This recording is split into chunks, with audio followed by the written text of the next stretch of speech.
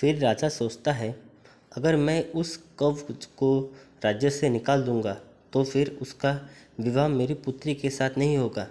राजा अपने उस नौकर कर्ण को बुलाते हैं। राजा की आज्ञा का पालन करते हुए वह कर्ण व दौड़ते हुए राजा के पास आता है।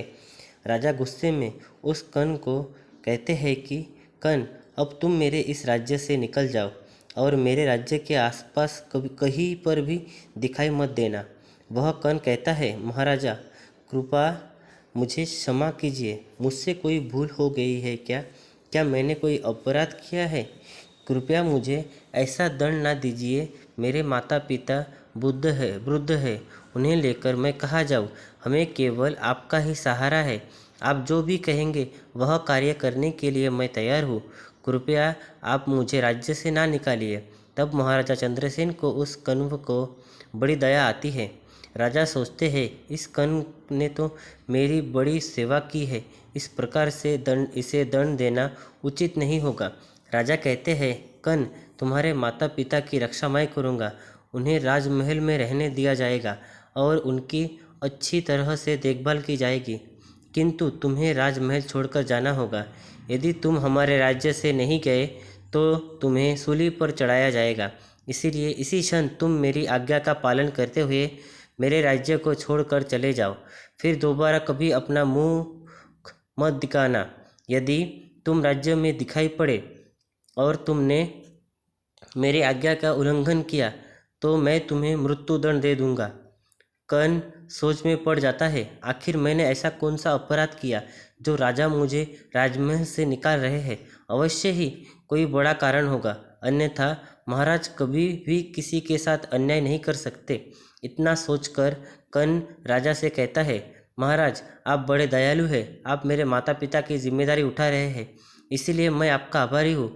मैं जानता हूँ कि मेरे माता पिता आपके पास सुखी रहेंगे, इसीलिए अब मैं आपकी आज्ञा का पालन करते हुए आपके राज्य को छोड़कर चला जाता हूँ और जब तक आप मुझे स्वयं नहीं बुलाते तब तक मैं लौटकर नहीं आऊँगा।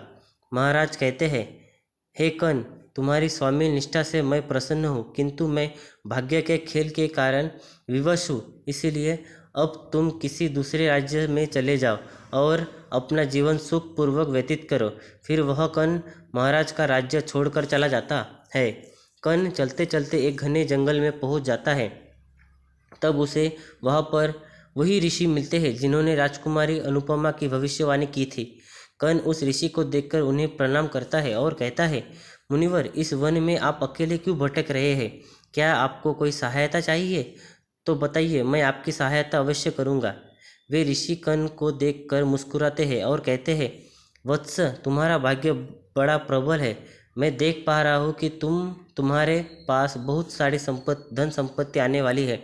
कर्ण कहता है, हे मुनिवर, आपने जो भी कहा है उसके लिए आपका धन्यवाद करता हूँ, किंतु मैं तो राजा के महल का एक मामूली नौकर था। अब राजा ने भी मुझे निकाल दिया है, इसीलिए अब मैं काम और भोजन की तलाश में भटक रहा हूँ। तब वे मुनि कहते हैं, हे वत्स, जो भी होता है अच्छे के लिए होता है। तुम एक सत्यवादी और धार्मिक पुरुष हो, इसीलिए तुम्हारे साथ कभी अनुचित नहीं होगा। अगर तुम मेरी बात मानोगे तो मैं तुम्हारे हित की बात करना चाहता हूँ।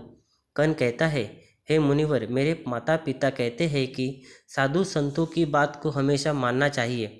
साधु संत जो भी कहते हैं वह भले के लिए कहते हैं, इसलिए कृपया आप जो भी आज्ञा देंगे मैं उसका पालन अवश्य करूँगा। वे ऋषि कहते हैं, हे वत्स, अब तुम दक्षिण की ओर जाओ, वहाँ पर राजा चित्ररथ का राज्य है।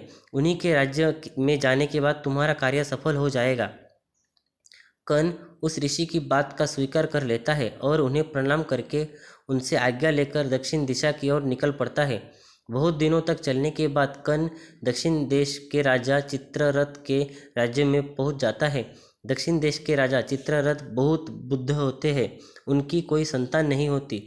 जब राजा चित्ररथ की मृत्यु होने वाली होती है तब स्वप्न में साक्षात देवी लक्ष्मी आकर दर्शन देती है और कहती है, हे राजन, तुमने अपने जीवन काल में बहुत पुण्य के काम किए हैं।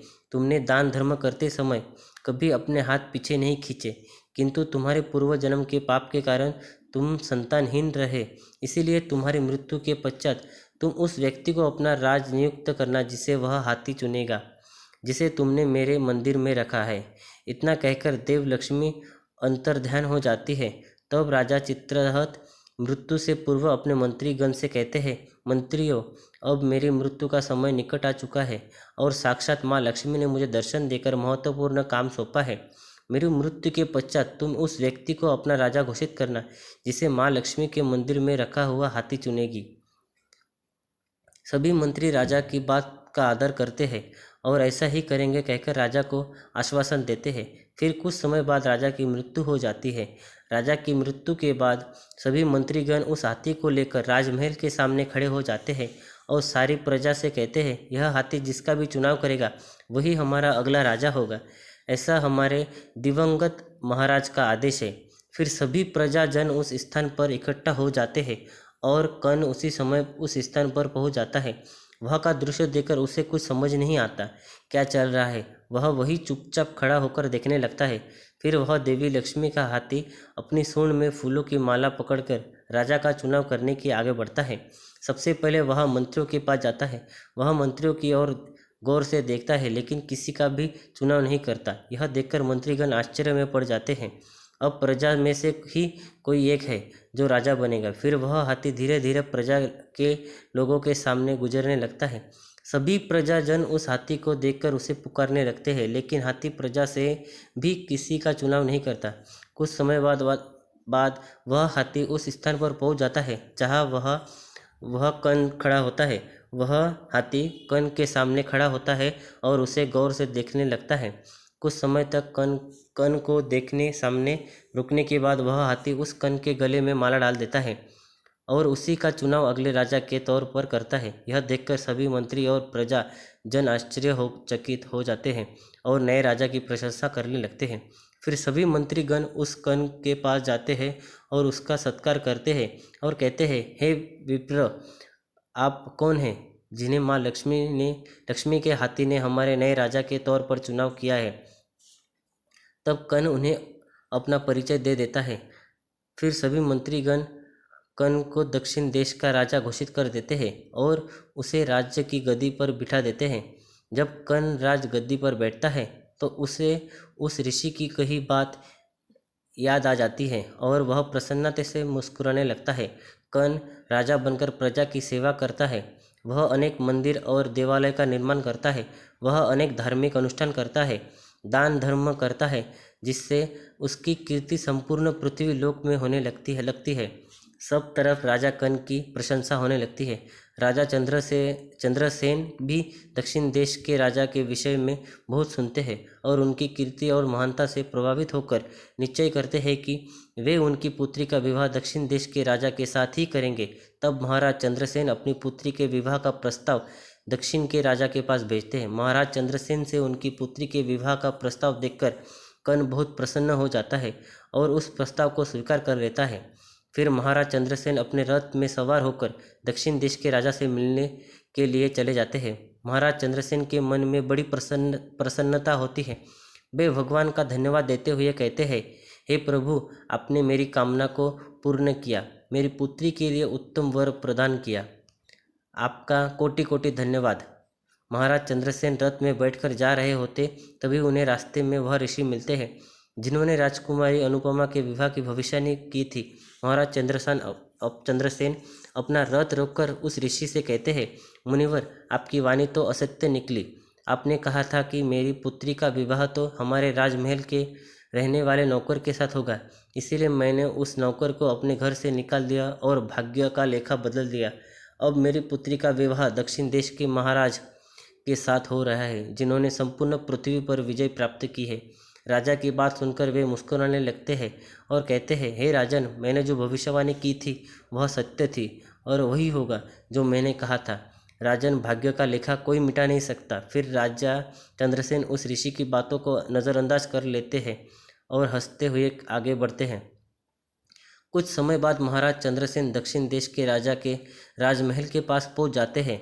तब वहाँ के मंत्रीगण राजा चंद्रसेन का स्वाहा करते हुए उन्हें लेकर राजा कर्ण की सभा में पहुंच जाते हैं। जब चंद्रसेन राजा कर्ण को देखते हैं तो उनकी आंखों पर विश्वास नहीं होता। देखते ही अपने नौकर कर्ण को पहचान लेते हैं। राजा सोचने लगते हैं, यह राजा तो मेरे नौकर कर्ण की तरह दिखाई पड़ रहा है। तब कर्ण राजा चंद्रसेन के पास आता है और कहता है, महाराज आपने मुझे पहचाना?